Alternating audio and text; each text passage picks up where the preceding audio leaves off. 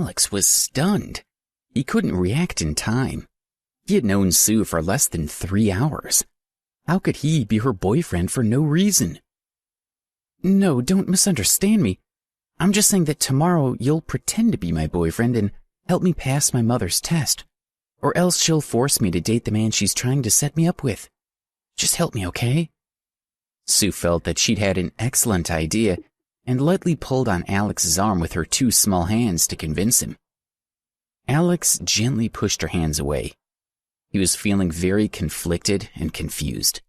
He didn't know what to think, and he didn't know if he should agree to her request. Debbie's image flashed across his mind, and his heart ached. He was already dating Debbie, so how could he pretend to be another woman's boyfriend? Alex said in a low and embarrassed voice, "Sorry, but I can't help you with that." "Why can't you help me? You just need to come with me to my house tomorrow and say that you're my boyfriend. Don't you want to help me?" Sue demanded. She had managed to think of a way to deal with her mother, but Alex wouldn't cooperate. "It's better that I'm not involved. You can find someone else," Alex said weakly. Sue glared at him with a crinkled nose. "You can help me, but you won't. I was wrong about you. You and Philip Geller are the same kinds of people. You're both—" She couldn't finish her sentence. She knew that Alex wasn't a bad person, but his indecision frustrated her. "You're really pissing me off." She didn't say anything further to him. She stood up, walked to her bedroom, and after some rustling noises, she walked out with her luggage. "Where are you going?" Alex asked in surprise. Can't you see I'm not going on a tour? I want to leave," Sue sneered. Alex quickly stood in front of her and asked with a frown, "I thought you had nowhere to go. Where are you going?" "Do you care if I sleep on the streets? Get out of the way. If I get killed on the streets, it'll be because of you." She pushed Alex out of her way. "All right, I agree," Alex caved in. "Don't block my way." "Wait, what did you just say?" Sue stopped. "I said I'll help you," he repeated. "So, you agreed after I said I was going to sleep on the streets?" She didn't believe him. "Whatever you want." Alex sat back down on the sofa. Sue felt more reassured by his promise to pretend to be her boyfriend. "Alex, thank you." She left her luggage and sat beside him. She held his hand with a sincere look in her eyes. She felt that she had been too intolerant. "You're too kind to me." Alex smiled at her. He knew he would only be pretending to be her boyfriend and it would not be real. If Debbie were here right now, she would want me to help her, he thought. He sat in the room for a while longer and chatted with Sue about what they were going to do the next day. Sue said that she would pick him up from Preston University. When Alex reached the Washington Heights, he got out of the bus and went to the nearby market. He bought a live chicken and walked toward his villa. When he reached the front door, he saw a couple standing nearby. He didn't know what they were doing there, so he walked over to ask, "Mr. Ambrose, hello, hello." Seeing Alex, the couple walked over enthusiastically. When they saw his puzzled expression, the man reminded him, "You don't remember us?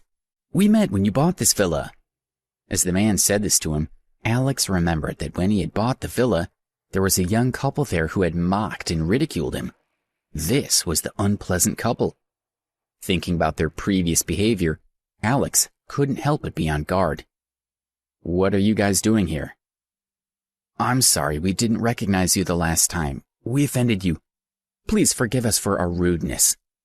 The man secretly waved his hand at the woman, who quickly responded with an apology as well. "Mr. Ambrose, I'm sorry. Please forgive us." "I don't have a lot of time right now. Just say what you want to say." Alex didn't have a good impression of this couple, so he wasn't willing to talk with them for long. "Oh, we won't take up your time," the man said quickly. "My name is Jack Sanders, and this is my wife Claire," introducing himself to Alex. "It's like this. We wanted to buy this villa, but you ended up buying it. We'd already told our friends and relatives that we'd bought it, so we didn't dare tell them the truth after you purchased it. We let them think that we had this villa.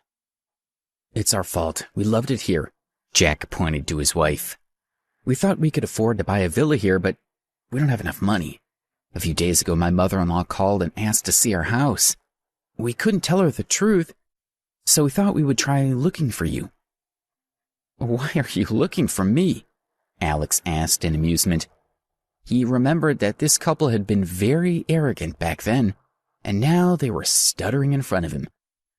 We wanted to ask if we could rent your villa for one day for $3,000, so we could show it to my mother-in-law.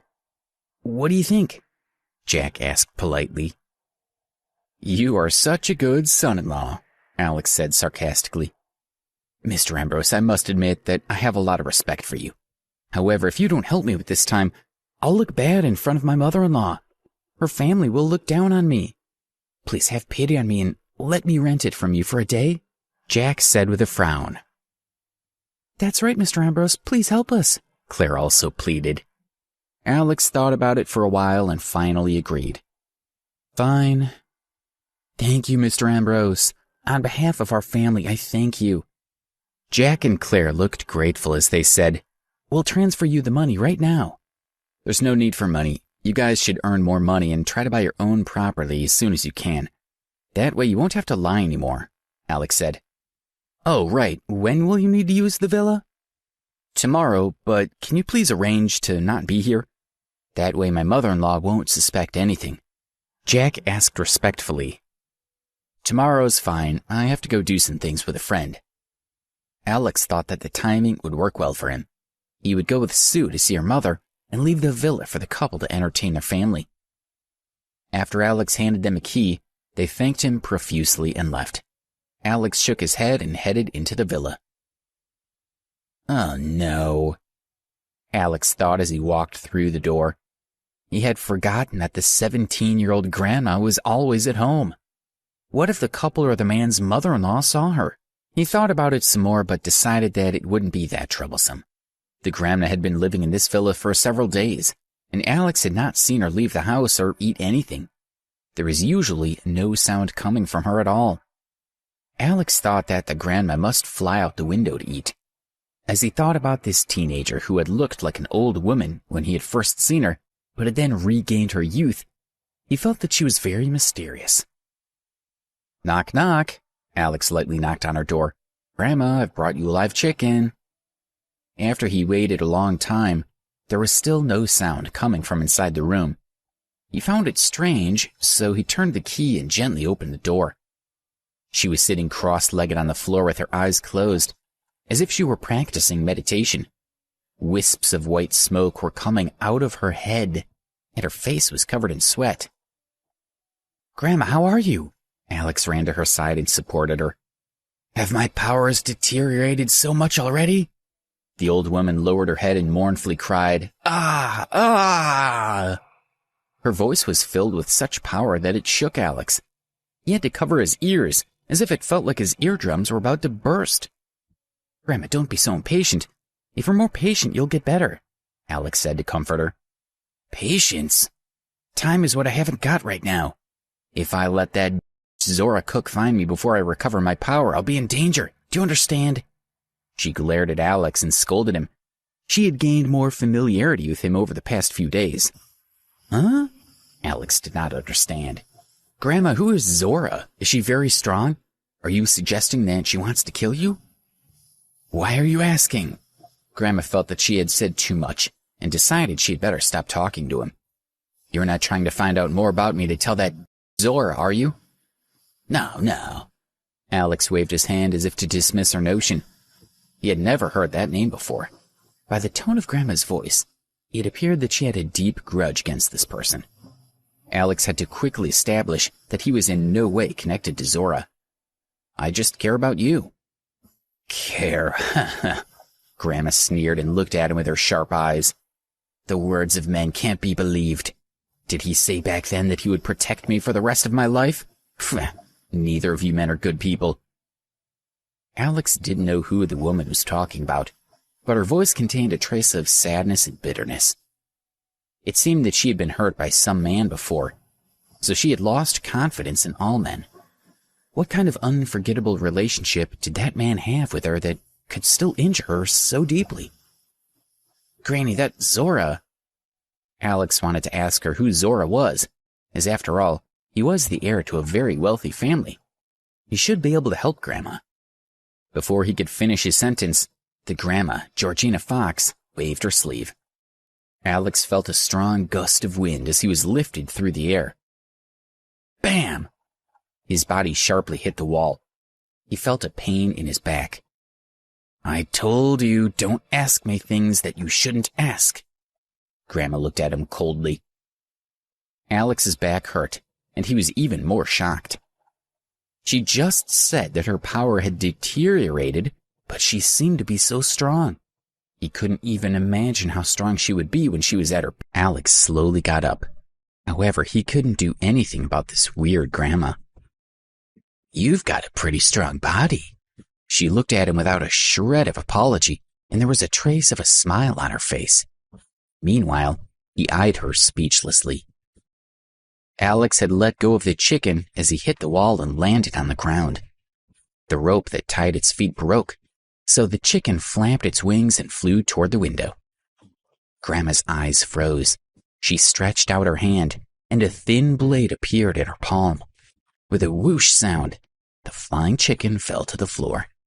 It looked like its neck had been cut off. The old woman reached out her hand again, and the dead chicken flew toward her as if it were being pulled by a rope. Grandma, I'm leaving. Alex felt disgusted and scared at the same time. He lowered his head and walked out of the room. Only when he had left did he realize that he had forgotten to mention that there would be someone at the villa the next day. But he was sure that she wouldn't be foolish enough to come out of her room, so it was unlikely that she would scare the people. After thinking it through, he went into his own room. The next day, Alex received a call from Sue, and then went to the university's south gate to wait for her. After a while, a taxi arrived and stopped by the gate. Sue got out. That day, she made Alex's eyes light up. She wore a black and white striped dress, and her hair flowed in loose waves. She looked just like a model. Sue glanced at Alex and sighed. She walked over with a shopping bag in her hand. You're going to be cursed to death by my mother.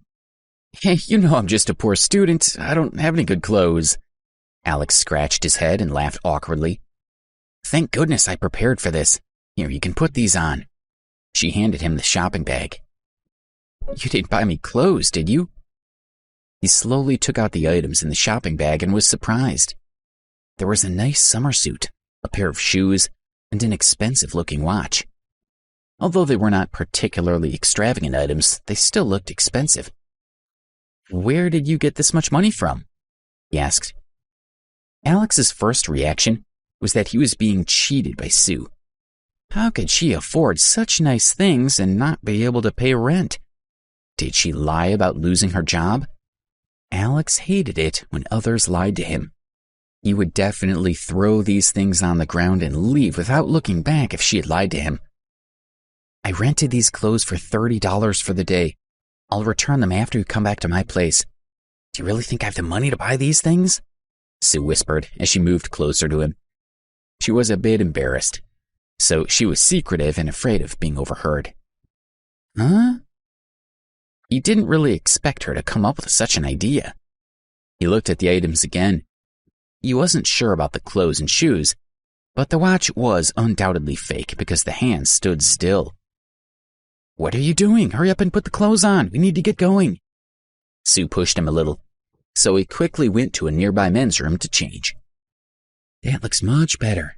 Sue nodded with satisfaction when she saw him walking over wearing the outfit. She gently fixed the collar of his rented shirt. Remember, your identity today is a young man from a pretty good family. Your family has a small online company. Do we really need to do this?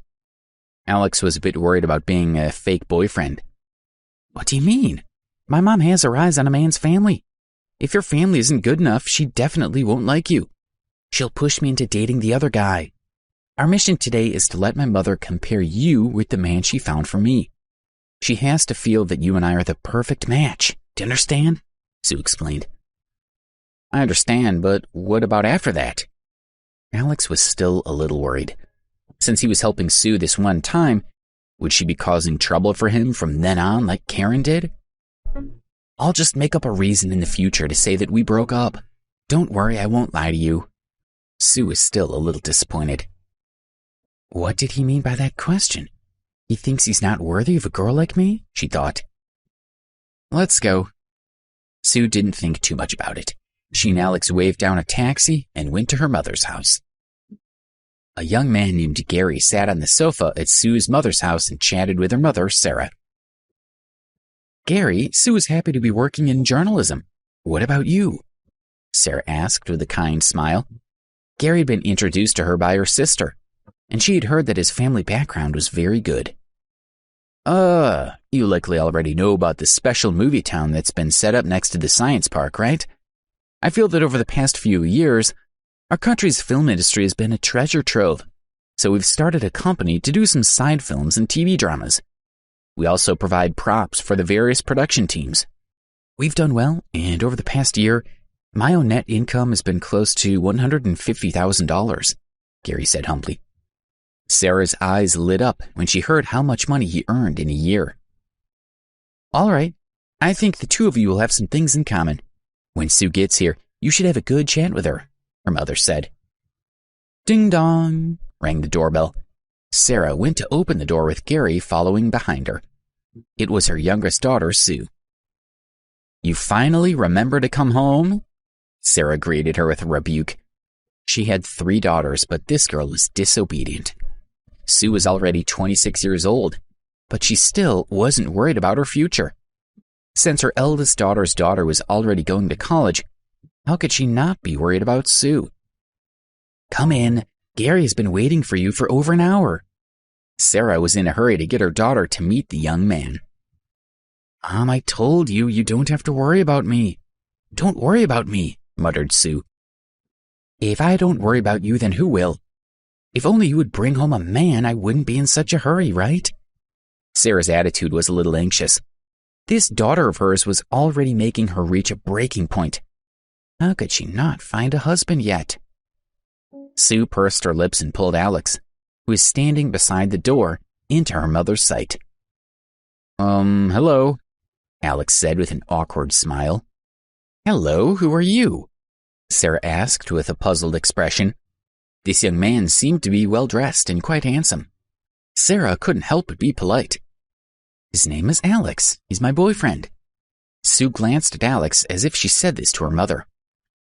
He's your boyfriend? Sarah was obviously surprised. If Alex had not changed his clothes, she would have. However, he looked very decently dressed. Can it be that this young man is from a good family? She wondered. Alex nodded. Let's go in, Sue said as she pulled Alex into the house. Hello, Sue. My name is Gary. Gary, who was standing inside the living room, greeted her enthusiastically as she walked toward him. He was extremely excited to meet her. She looked even prettier than in the photos.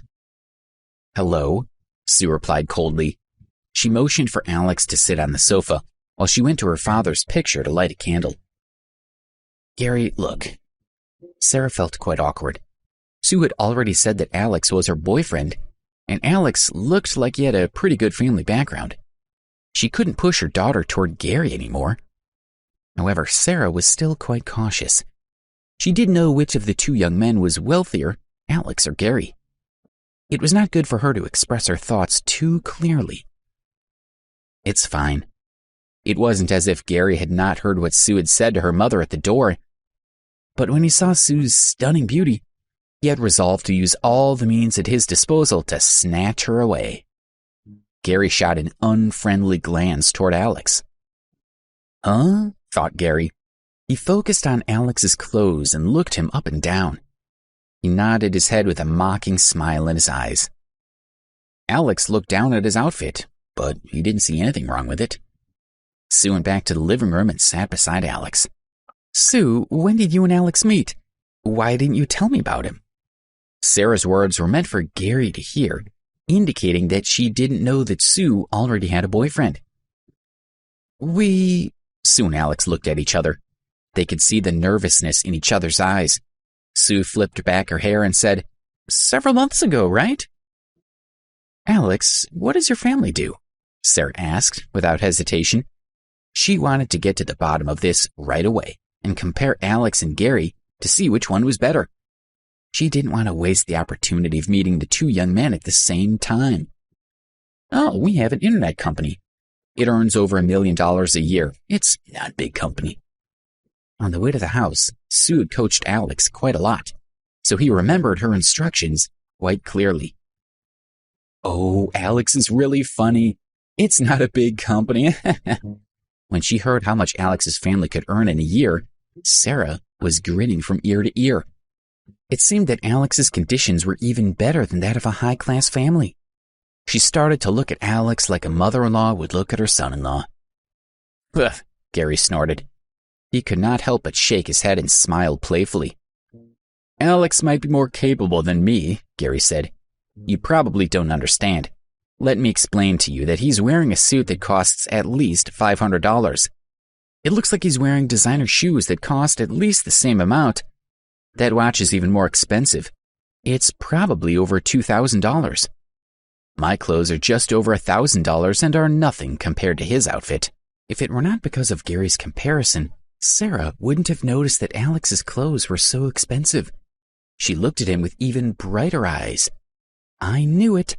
I thought Alex looked very smart. So it's that expensive. No wonder." Alex and Sue both had unnatural smiles. Sue adjusted her position on the sofa, covering Alex's clothes even more. Alex also subconsciously covered his watch. "He earns a lot of money, but he likes to spend it too. I'll watch his spending in the future," Sue added.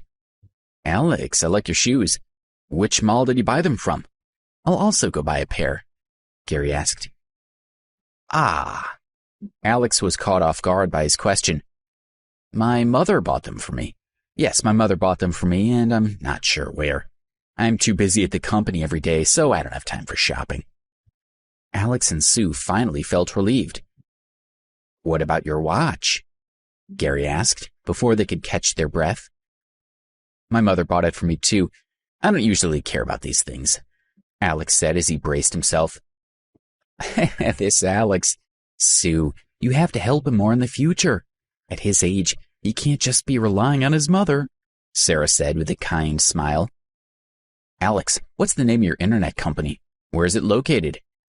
Gary asked aggressively. Our family's company's called the Cloud Network Company. It's located on New Street Corner. No, New Street. Oh, 10th Street. Sue had discussed the name with Alex in the taxi, but they didn't talk about it in detail. He already had a lot of things to remember, and he couldn't get them all right. So, Sarah was also suspicious. She looked at Alex in confusion and then at her daughter.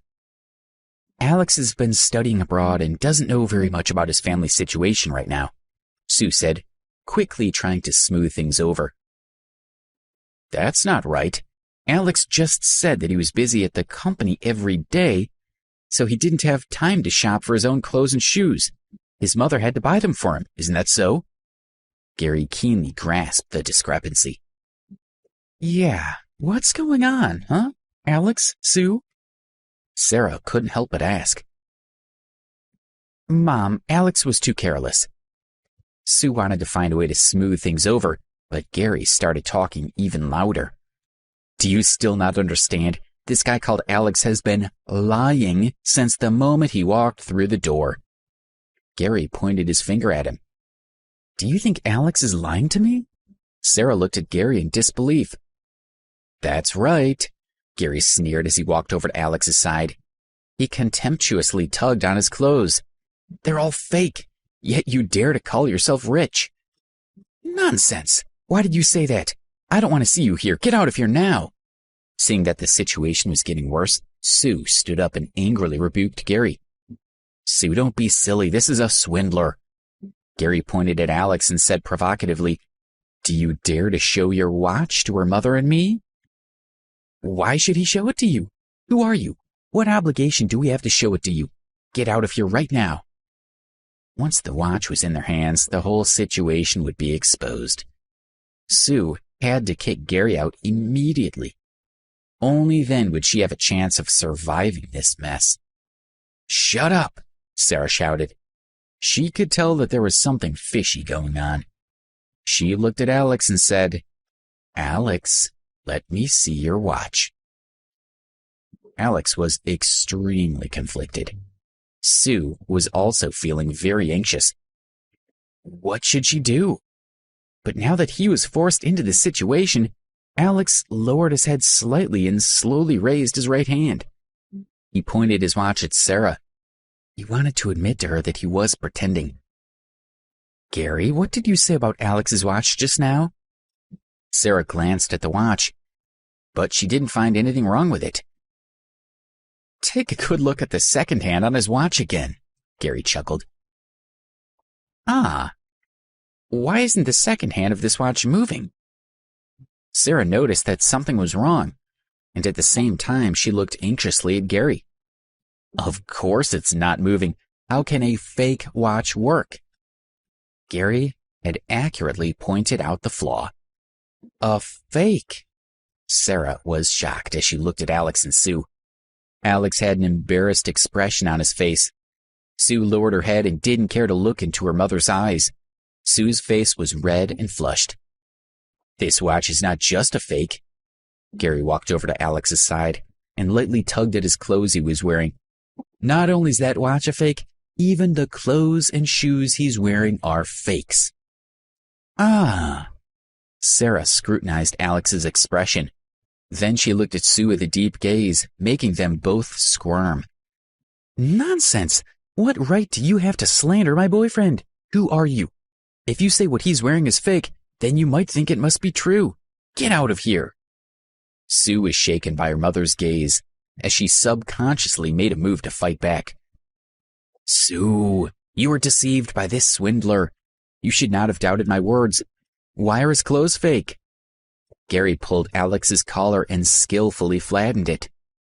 A small white strip was on the lining of the shirt that said, Item 52. "Hey, you see, the clothes he's wearing are actually from the film crew." Gary took out a business card and handed it to Sue. "This is my card. I opened a company and I have a business that provides props to film crews. Unfortunately, this guy's clothes, shoes, and watch are all rented from my company." "What?" Sue felt like she had been struck by a bomb. Her mind went blank. What else did she have to say? The clothes she had rented were rented from a film company? What kind of weird joke was this? "Am I right, Alex?" Gary asked provocatively as he looked at him in disdain. "Get over here." Sarah pulled Sue over. She was furious and frowned anxiously as she spat out, You, look at the person you're dating. Now say that I don't need to introduce you to anyone. If Gary weren't here today, I can see that you wouldn't even know that you were being lied to." She had no way to refute her mother's words. Sarah pulled Sue behind her. "Who exactly are you? What are you doing here? Tell me honestly." Sarah walked up to Alex and shouted at him. "I'm a student at Preston University." There is no need for Alex to hide anything. "Student? You're a university student? Your school just taught you how to cheat, right? With your honest looks, I didn't expect you to be so full of evil tricks." Sarah pointed at Alex and scolded him. "Why are you still in my house? Get lost. Do you not know how to leave? If not, I'll help you." With that, Sarah started to drag Alex away. "What are you doing? Don't push him." Sue walked between Alex and her mother as she tried to stop her. If her mother chased Alex away, she would be forced to date Gary. This was not something she could accept. "You damned girl, he's a... Are you still going to let him stay here?" Sarah glanced at Alex speechlessly. She began to beat him with her hands. "Come on, you... Get out of my house. Don't lie to my daughter again. Get lost." "Why did you hit him?" "Don't hit him," Sue screamed and hugged Alex, standing in front of him so that her mother could not get at him. "Sue!" Sarah was angered by her daughter. "Do you not see that he's a liar? You're still protecting him. Do you want to be cheated by him until you're worthless? Until he away all your money and wasted all your time? Are you willing to give up? Are you stupid? Yes. Sue had never spoken to her mother like this before, but now she was ready to throw caution to the wind. I just like him. Whether he's lying to me or not, I won't marry anyone else. I won't look at anyone else you find. Sarah glared at her daughter. She was unable to say a word and felt she was on the verge of having a heart attack. Do you think you're serious? Seeing how her mother was about to fall ill, Sue's heart was torn and in pain, but she had to fight for herself. Don't suffer too much. Your health is more important. Gary comforted Sarah before preparing to walk in front of Sue. Sue, listen to me. This man is not good for you. Why do I have to listen to you? Leave now, shouted Sue. All right, I won't say any more. Gary shut his mouth resentfully. Of course, he wouldn't just leave like that. He went back to sit beside Sarah and comfort her. Alex didn't expect things to turn out like this. He frowned and looked at Sue. She nodded slightly, meaning that he should just listen to her. 20 minutes later, Sarah finally calmed down. Gary, you can eat at our place today. Don't worry. Don't look at how things are right now. In a few months, you'll be able to brag. When the time comes, I'll let you know when you can date my daughter. Sarah saw that he had been insulted by Sue, but he hadn't left. It was obvious that he liked Sue very much. I have a good relationship with Alex, Sue said as she turned toward Gary. Even if I were to split up with him, it would be impossible for me to fall for you. It's all right, Gary, just listen to me. Sarah patted his hand and nodded at him. Gary smiled awkwardly and thought, since I've already won over her mother, it'll be much easier for me to win over Sue. Sarah couldn't get rid of the day, but she couldn't let Alex get away with it either. She pointed to the bathroom and commanded, Mom, aren't you going too far? Sue looked at her mother angrily. Do you think I'm being excessive? Pfft, Sarah sneered. If you don't clean the toilet, get out. You're nasty. Sue did not hesitate to quarrel with her mother again. Forget it. Alex held Sue's hand and shook his head slightly. He looked at Gary, who was smiling, and Sarah, who couldn't wait to yell at him again. He said softly, I'll go do it. With that, Alex walked toward the bathroom. Clean it good for me.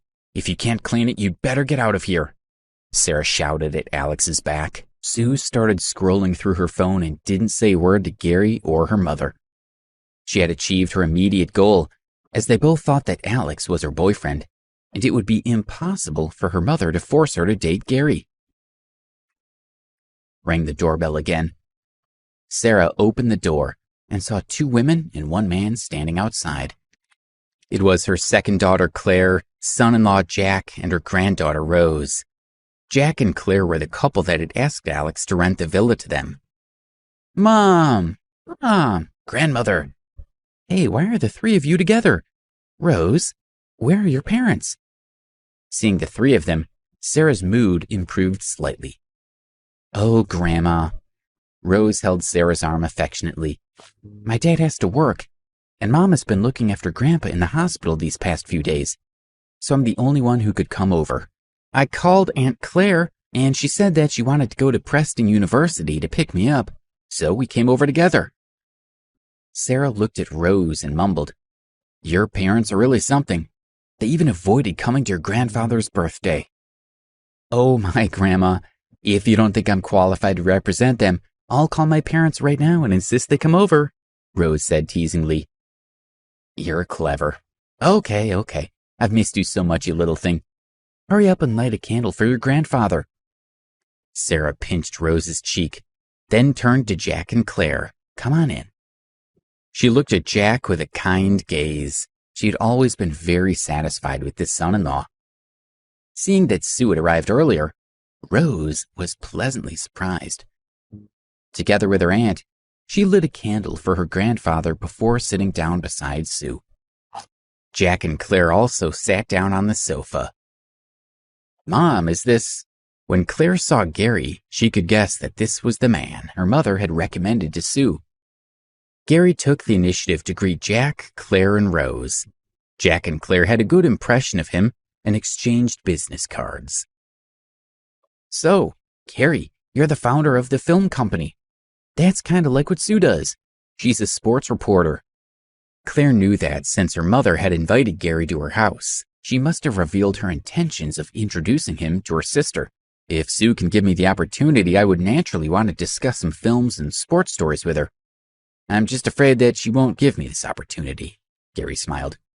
Seeing that Jack and Claire's impression of him was not bad, he wanted to gain their favor to speak on his behalf in front of Sue. As soon as Gary finished his sentence, Sue glared at him. Her displeasure toward him grew even stronger. Oh? What do you mean? Jack and Claire were both curious. They looked at their mother, who seemed to know something. Sue found a man, Sarah said with a sigh. You found the right man. Jack, Claire, and Rose were shocked. Claire quickly asked, Who? Sarah sighed heavily as her brows furrowed. She looked at Sue and said, She found a liar. He came to our house wearing fancy clothes and a watch. He claimed that his family owned an internet company, so they were high income. Luckily, Gary exposed him. Otherwise, I would have believed it. Huh? Claire and the rest looked very surprised. Did you chase him away? I had to send him to... If I kicked him out, he would have fought me like Sue, Sarah said sarcastically. Sue sat there motionlessly, but she felt furious from embarrassment. Sue, why did you argue with Mom?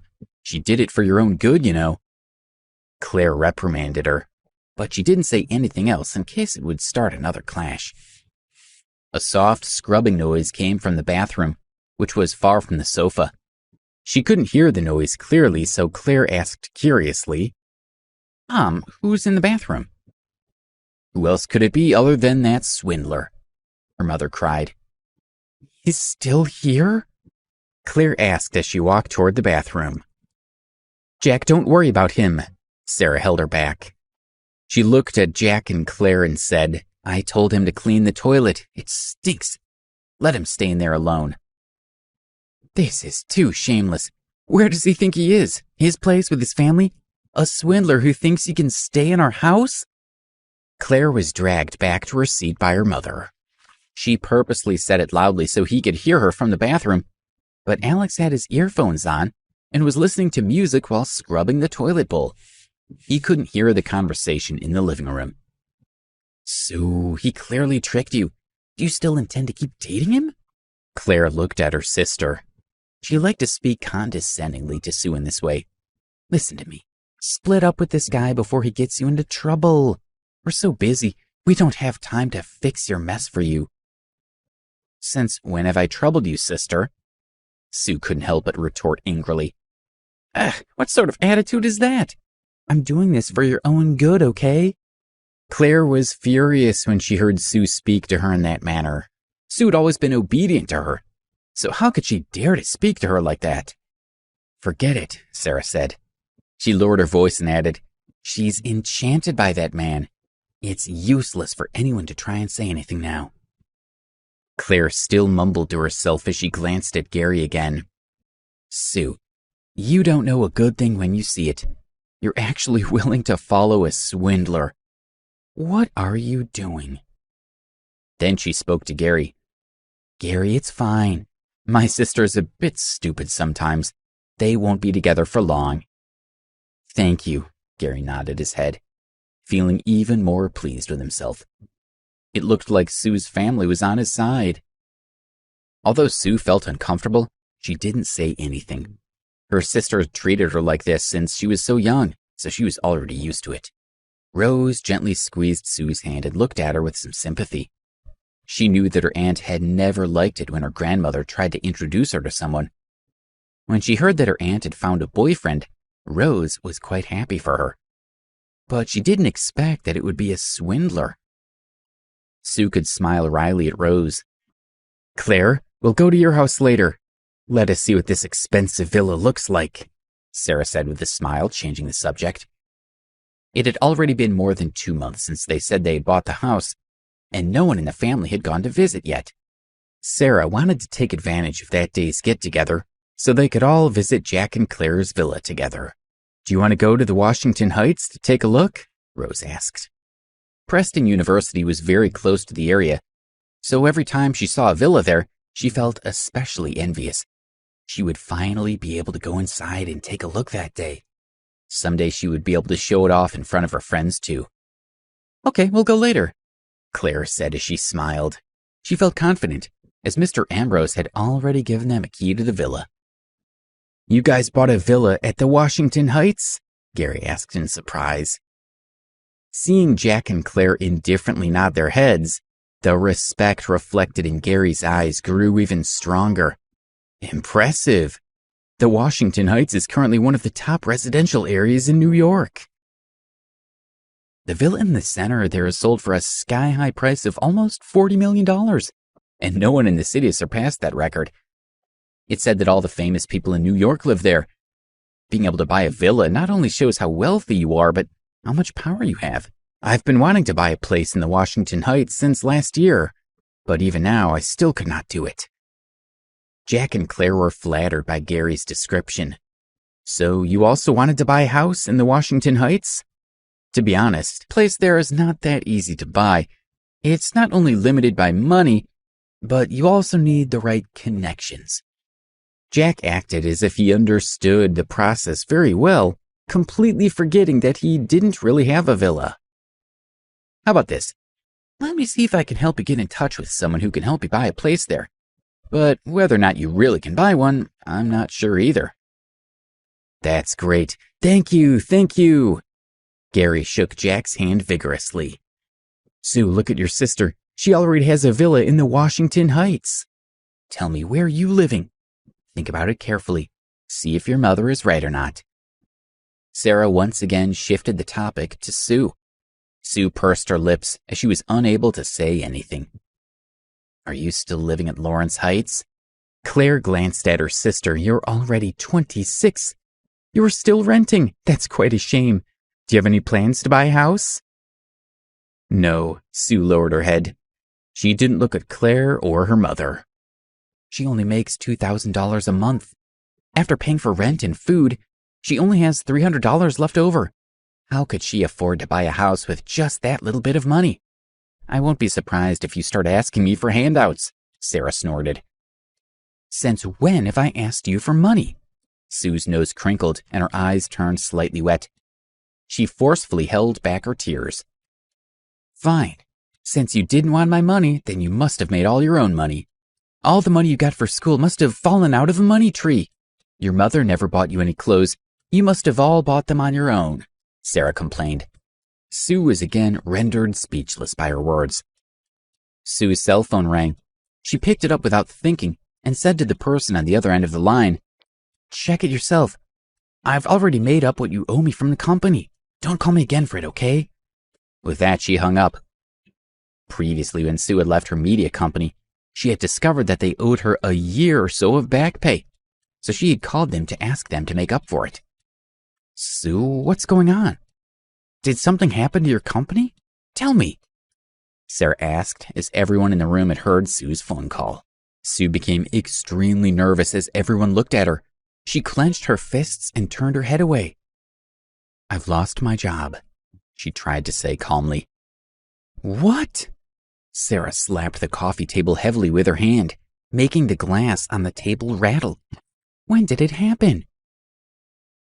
"It's been more than 3 months, she said timidly, her heart beating heavily.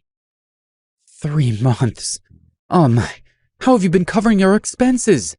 Sarah glared at her. "I'm out of work," Sue said. Hearing her words, Sarah excitedly stood up and was about to her, but Rose stopped her in time. "You're such a bad daughter. You really make me worry. Really. This is such a big deal.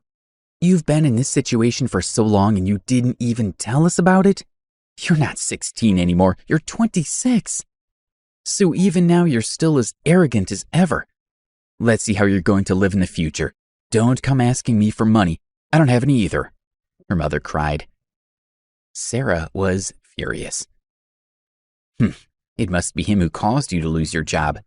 Tell me that you're looking for a new job and that everything will be fine from now on.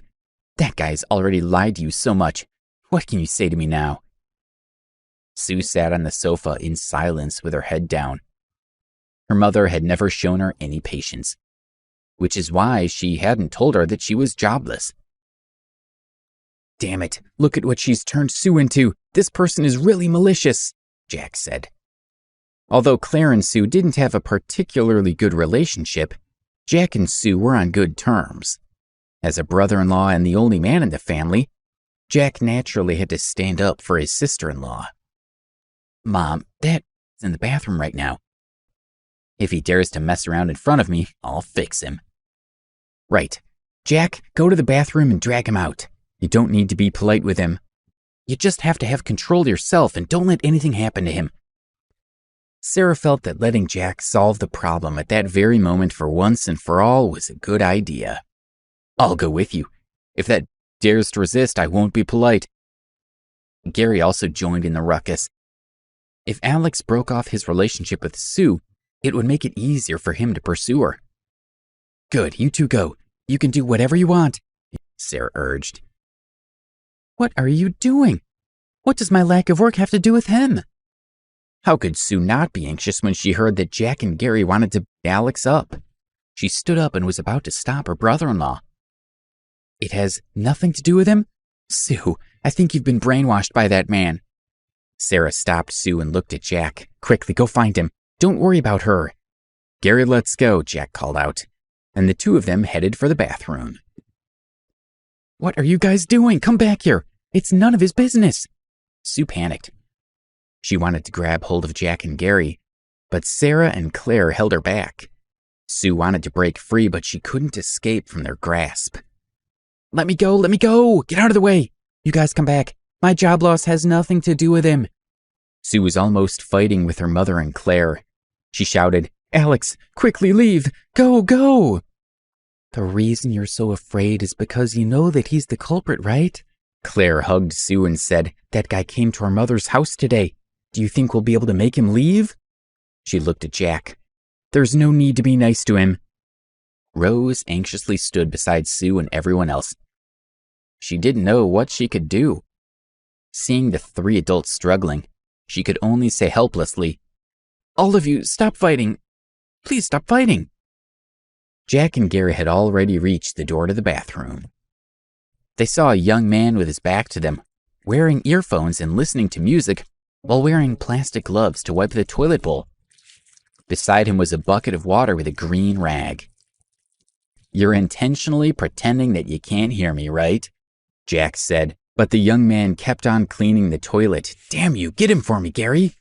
Jack raised his chin toward Gary, and the two of them slowly approached the young man from behind with evil looks in their eyes. "Before you even try to put on an act to melt Sue's heart, I'm going to pour water over your head." Gary walked behind Alex and slowly squatted down. He lifted the bucket full of dirty water up and over Alex's shoulder. Jack gave him a thumbs up. Just as Gary was about to pour the water over him, Alex turned his head to reach for the green rag. Seeing the young man's face, Jack was shocked. He made a grab for Gary's arm that was holding the bucket. As Jack jerked his arm, the bucket tipped and completely drenched Gary from head to toe. The water went into his mouth as well. One could smell the detergent mixed with the dirt. Alex and Jack only got a few splashes on their pant legs. "Why are you watering your own head? Damn, I got a kick out of that." Alex took out his earphones and looked at the rest of his body. Luckily, he wasn't wet. Why are you..." Only then did Alex notice that the person standing in front of him was Jack, who had begged him to rent the villa. Jack smiled stiffly. As Gary was standing beside him, he didn't dare to admit that he recognized Alex.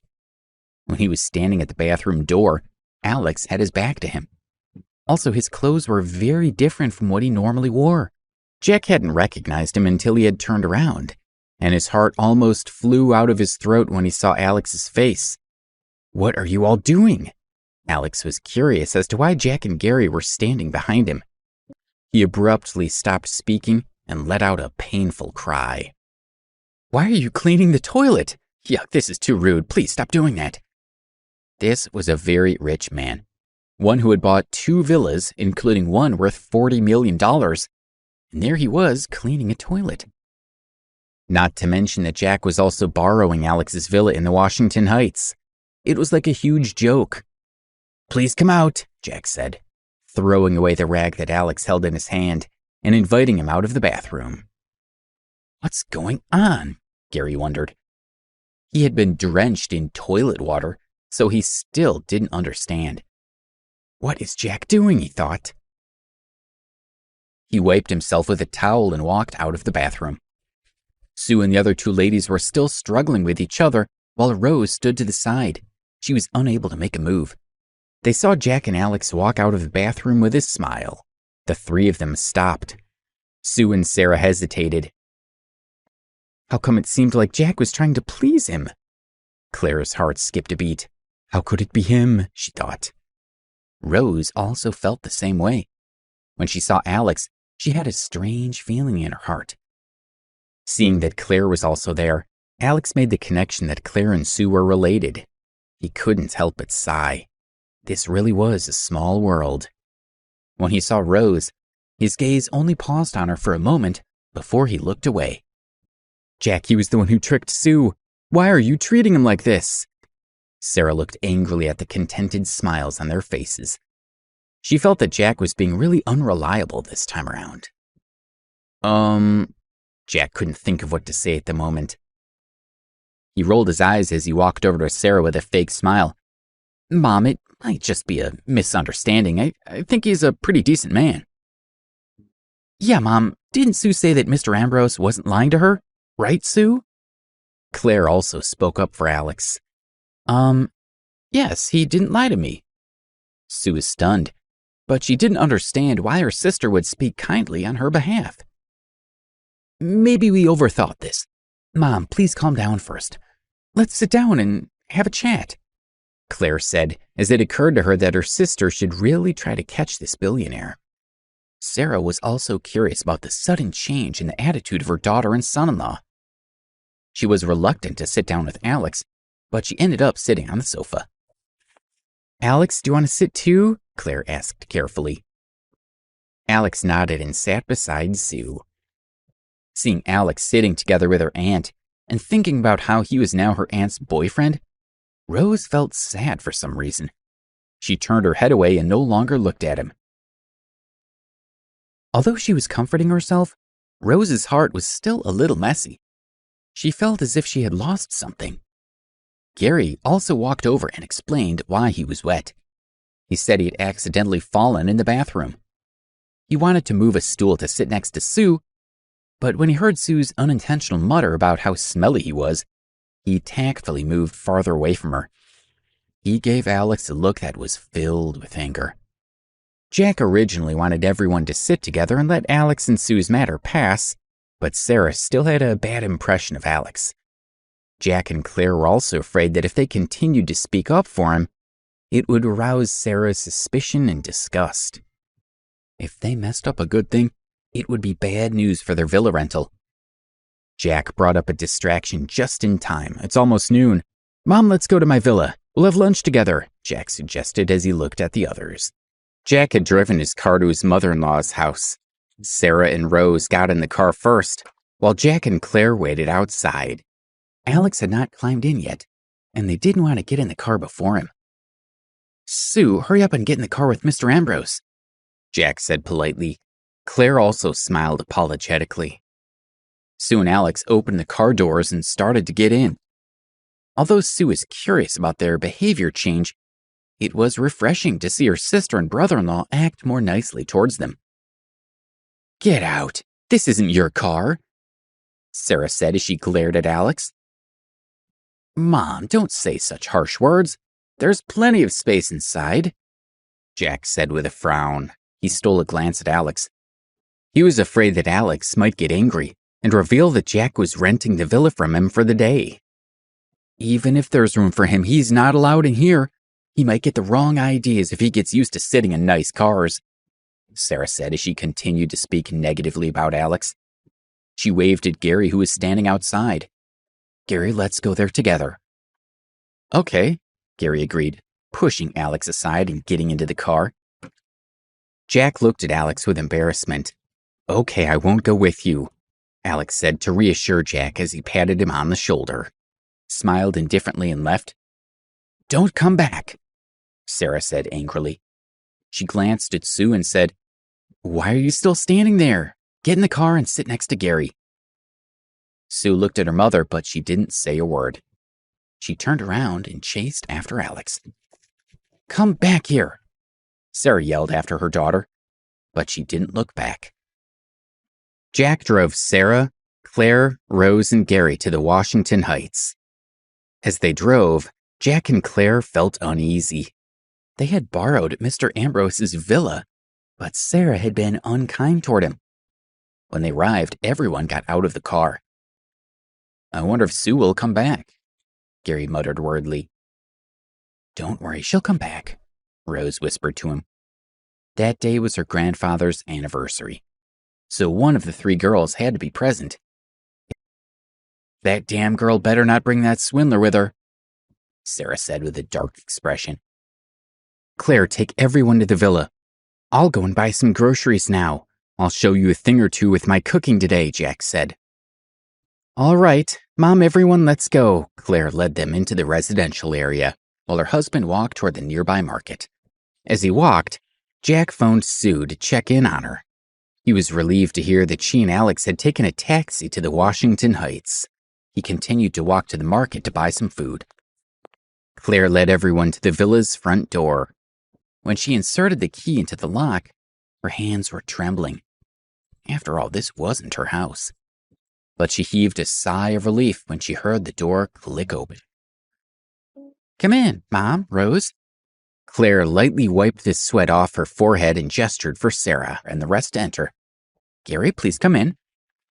The group walked into the villa. They were shocked when they saw how it was decorated. After seeing the decor, everyone's eyes lit up. It looked as if they had entered a palace. "So beautiful," Rose whispered with shining eyes as she sized up everything in the living room. It had exceeded her imagination. "This is amazing. It must have cost a lot of money to renovate to this quality, right?" Sarah snapped out of her daze and gave Claire a big thumbs up. Claire was also shocked. When she looked at her mother, she remembered that the villa did not belong to her. She smiled awkwardly and said, "I didn't spend that much money." "You didn't spend that much money? Fine. I see that the two of you have gained a lot of wealth these last 2 years," her mother said with a smile. She walked with Rose around the living room and looked at the decor. After a few rounds, Rose and Sarah sat on the sofa. Gary and Claire also sat down. Alex didn't want to go to the villa anymore, but Sue persuaded him to go with her. If her mother thought that he had run away, then she would have more reasons to push her toward Gary. "I'm sorry, but my mother is that kind of person," Sue said, as she felt very sorry for the outrageous words that her mother had uttered at her house. "It's fine, I don't mind," Alex said quietly with a faint smile. He was not heartless, but he had experienced excessive bullying before, so his resistance to it had become stronger. "Thank you." Sue felt slightly more at ease. She raised her head to look around the area. With a trace of confusion in her eyes, she murmured, "I wonder which house belongs to my brother-in-law." "Come with me," Alex said and walked in the direction of the villa. Sue followed him in confusion. The doorbell rang, so Claire went to open the door. "Sue, Alex, you're here," she exclaimed. Sue glanced at Alex. She couldn't understand how he had known where to find the villa. "If you had just gone away, I would admire you more as a man. I didn't expect you to follow us here. How shameless," Sarah said coldly when she saw them arrive. Sue was afraid that Alex would get angry when he heard her mother's words, but she looked at his expression and saw that he was quite calm, so she did not say anything. She brought him into the living room and tried to avoid her mother and the sofa that everyone was sitting on. Sarah could only sigh helplessly when she watched her daughter avoid them. That's right, Rose. How did you solve those problems the last time? I was worried to death. Sarah temporarily ignored Alex and looked at Rose, continuing a conversation they'd been having. Rose had messed with the Trader Joe's group, and it had caused a huge ruckus in their family. When everyone felt helpless, Rose's family declared that they had solved the problem perfectly. Oh, that time. It was solved by a mysterious person who asked President Chase of the Merchant Union to come forward, Rose said with a smile. A mysterious person? Sarah, Claire, and Gary looked at each other in confusion. Are you saying that your family still hasn't figured out who the person is? Yes, Rose laughed awkwardly. However, it should have nothing to do with my father. It's very likely that it was a student at Preston University. Rose did not have any clue about this at first, until the evening of the night market, when she had been kidnapped by Lucille and saved once again by a mysterious man. She gradually had a feeling that the person who had saved her twice could be the same person. The people in her circle were all Preston University students, which was why she was certain that this mysterious person was also a student. Thinking about this, Rose could not help but glance at Alex, who was chatting with her aunt. A few days ago, she had thought Alex may be that mysterious man.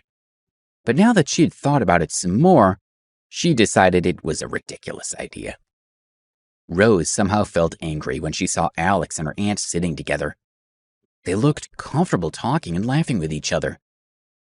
Oh, so it's like that, Sarah said, but she was still confused. She patted Rose's hand. You must properly express your gratitude if you're sure that one of your classmates has helped you.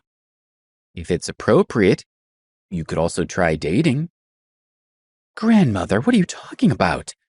A rare, bashful look appeared on Rose's face. Oh, you're still such a shy little girl.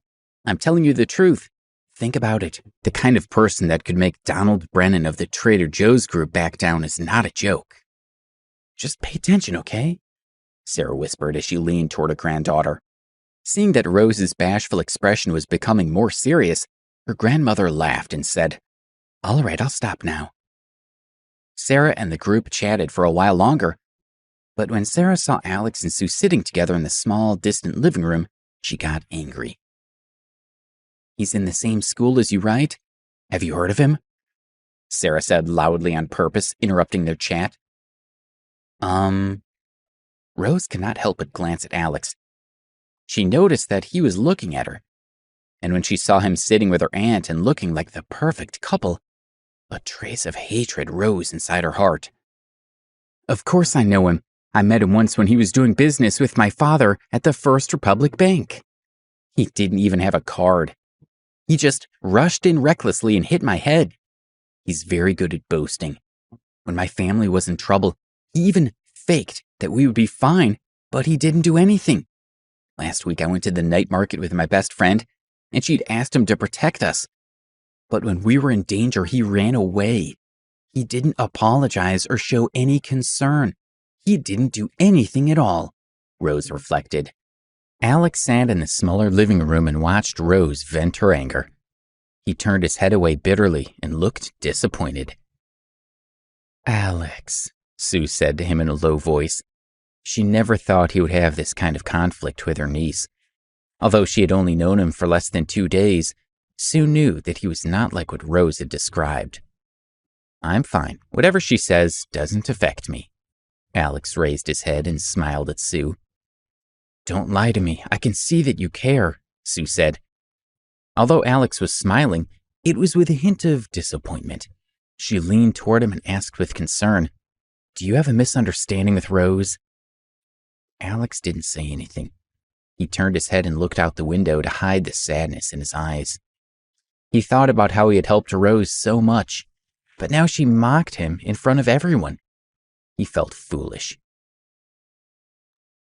Rose, who had been chattering non-stop, jumped up in fright.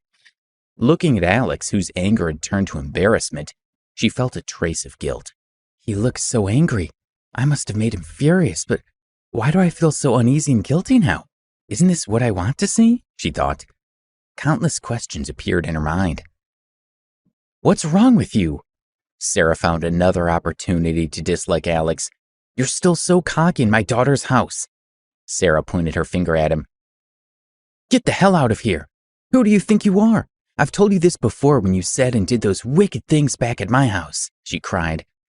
Alex really wanted to kick Sarah out, but he stopped himself when he saw Claire. After all, he had made a promise to her and her husband the previous day. If he could not keep his promise, it would make life difficult for this couple.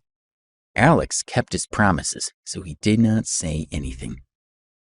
"Mom, don't talk so much. It's not a big deal, so please just sit down." Claire quickly calmed her mother and complained. "My dear mother, can you not cause me any more trouble? You're making me worry." With Claire's comforting words, Sarah also sat down. Claire ran to open the door. Jack had finally returned, so she felt slightly relieved. "Sorry, I've made you all wait. I'll go to the kitchen now and get dinner ready." He walked in with a large shopping bag filled with all kinds of vegetables and meat. On his other hand were live chickens. "Where's the kitchen?" Jack whispered to Claire. She ushered him toward the kitchen. Very soon the sound of tinkling could be heard. Sarah stood up and went to help them cook. All goes well. Gary couldn't get close to Sue now, so he decided to make her mother happy before making a move. He followed Sarah into the kitchen. Rose's mood was somewhat calmer. She walked up the stairs to the second floor to look around. Georgina had been quietly sitting in her room when she heard the sounds of clucking with her sensitive ears. She slowly opened her eyes and stood up. For the first time, she opened the door and slowly walked out of her room. Rose was in a room on the second floor and did not notice Georgina, the grandma, passing by. Grandma walked down the stairs slowly and lightly. She did not make a single sound. It was not until Grandma got down the stairs that she noticed there were more people in the house. Alex saw her when she was already in the living room. He couldn't help but turn pale with fright. Why did she come down here? Who are you? Claire and Sue also noticed Grandma's presence. Granny, these are my friends. Alex ran to her side. What's wrong? Sarah, Gary, and Jack came out of the kitchen to see what was going on. She just... Seeing the strange woman in the living room, Sarah was extremely surprised. The doorbell hadn't rung, which meant that this woman had always been in the house. Sarah looked at Jack angrily and asked, Jack, who is she? Why is she in your villa? I don't know. Jack was also confused. How could he know that there was another person in the villa? You still want to lie to me? So Sarah saw that this strange woman was prettier than her daughter. Mom, I believe Jack. He has nothing to do with this woman, Claire said, speaking up for her husband. She knew that this villa belonged to Alex. Even if there was a hidden beauty inside, she would be here because of him and not her husband. You're all in trouble, Sarah cursed loudly. You're so noisy. The woman's sharp eyes landed on Sarah and the rest of the group. This vase is so odd, Sarah sighed and continued to snap at the intruder. Little, and get the hell out of here right now. Are you tired of living, damn you? The strange young woman got angry when she heard Sarah. Seeing this, Alex was shocked and hurriedly grabbed Grandma's hand.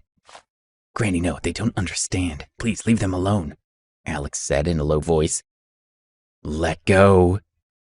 Alex knew that at least one person would if he let go of her. Although he was afraid, he still held tightly onto her hand. For some reason, the gaze of the strange woman standing in front of her made Sarah's heart turn cold, and she took a step back. Sarah, don't be afraid. I'll protect you. I think she wants to go up, so I'll defend you. It was a good time to please Sarah, so Gary volunteered to protect her. Are you still not letting go? Grandma's shoulders trembled. He felt as though he had been twisted into a circle, but he still did not let go of her. Seeing Alex grit his teeth, Grandma's heart skipped a beat, and her eyes became blank for a moment. She seemed to have thought of something. Let go, she demanded. Alex had no choice but to let her go after Grandma put in a bit more effort. Alex's heart instantly turned cold. They were all unharmed, except for Gary, who had been standing in front of Sarah. His clothes slowly revealed long slits. One piece of cloth fell to the ground. 2 pieces of cloth fell to the ground. A few more pieces of cloth fell to the ground. Gary's clothes were tattered. It was as if someone had used a pair of scissors to cut them up.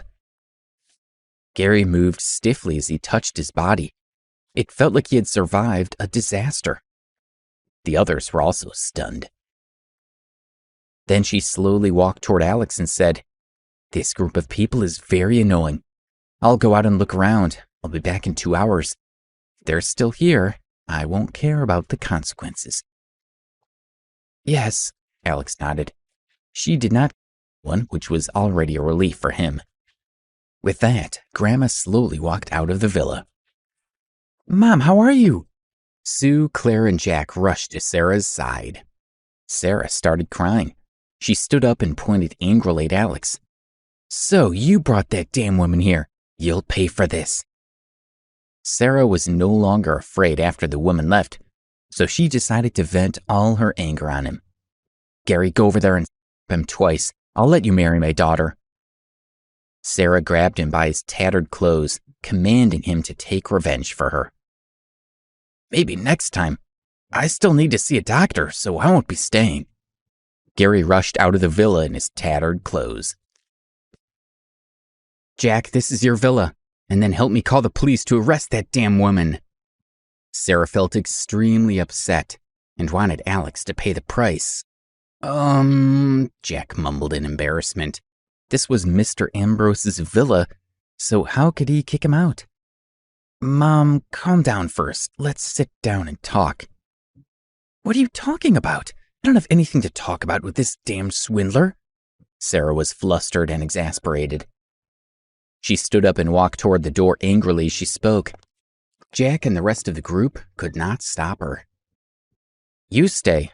I can leave," Alex said. It seemed he had no choice but to go away.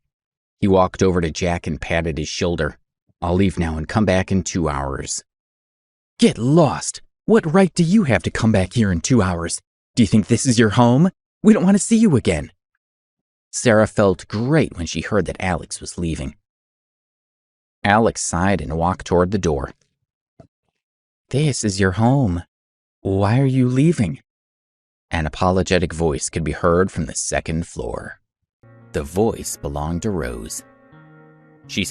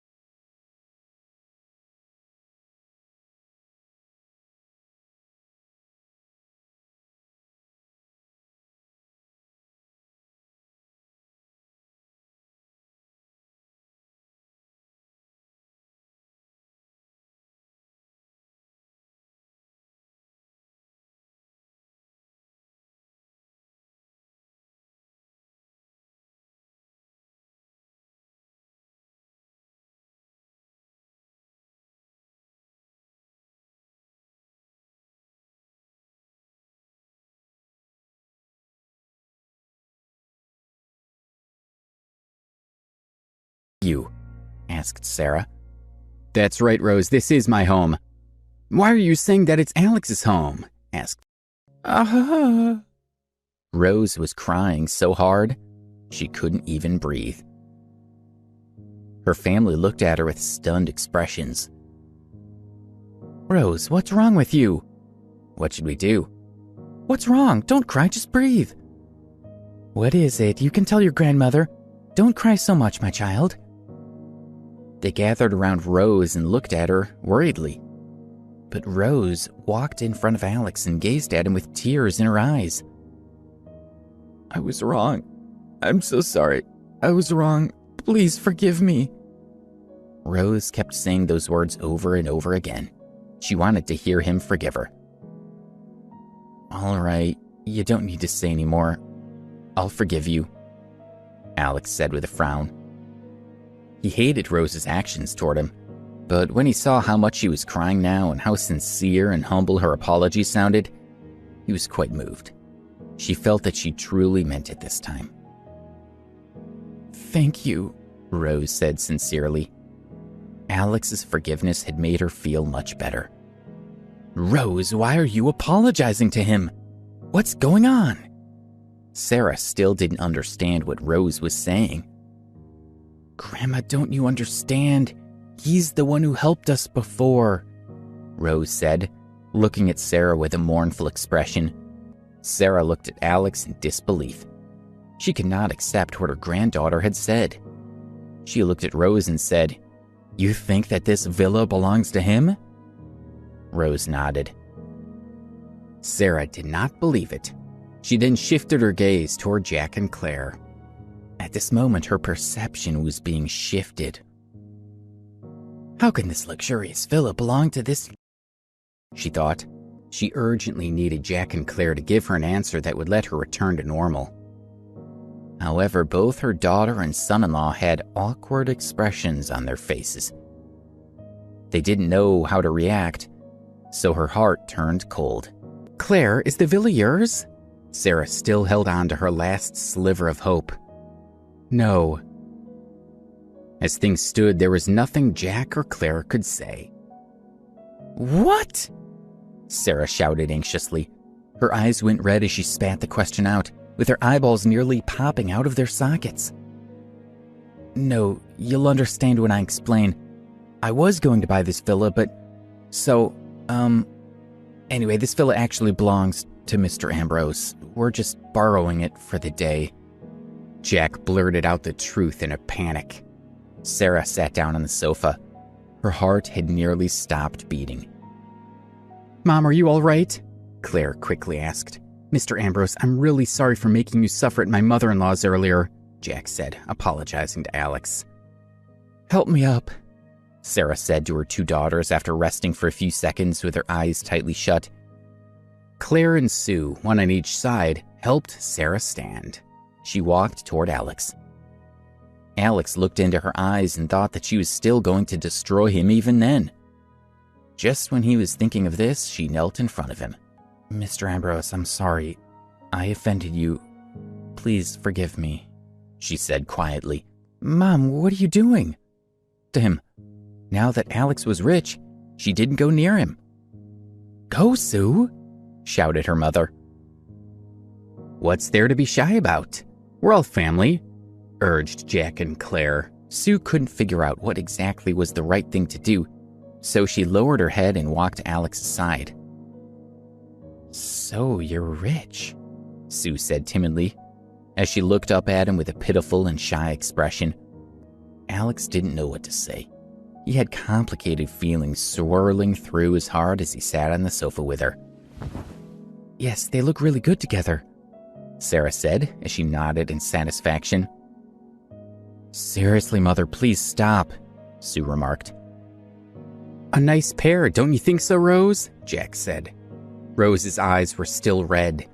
Seeing Alex sitting together with her aunt, she felt a little bit of pain in her heart. She ignored Jack and turned her head away. Hearing Sarah and Jack, Sue and Alex became more and more worried. They felt that this flurry of words was getting more and more complicated. Sue kept rubbing her hands together, thinking about how she had asked him to pretend to be her boyfriend. "Mom, you might not know that Mr. Ambrose has another villa in this district too," Jack said. He hoped that Sue could win him over so that Alex could help him. "When you came into the district, Did you see that villa on the artificial island? Alex gave Jack a warning look, but he had already blurted out this information. Are you saying that the villa on the artificial island belongs to Mr. Ambrose? When Sarah had come into the residential area, she had noticed that villa. According to Gary, it was the most expensive house in New York City. That's right. It's worth $40 million, Claire said with a smile. Rose's mind was a mess. She looked at Alex quietly with her heart racing. She felt that he was a very strange and mysterious man. Mr. Ambrose, I didn't expect you to be so powerful. No, that's not what I meant. I mean, you really have a lot of money. I'm not... Oh my, look at me. Whenever I'm nervous, I always say the wrong thing. Sarah became incoherent. Her mind was filled with thoughts of her daughter becoming immeasurably wealthy. I'm saying that my daughter can be with you. Sue, you must treat Alex well in the future. Do you understand? Sarah said. Sue, you must cherish Mr. Ambrose, Jack added. I think you and Sue will be able to get along forever, Claire said. The worry in Alex's heart became heavier. He felt conflicted and wondered how to end this pretend situation in the future. A calm voice spoke up. You guys have misunderstood. Mr. Ambrose and I are not a couple. Please subscribe to the Pocket FM YouTube channel and press the bell icon for instant notification. Check out our channel for more such exciting shows.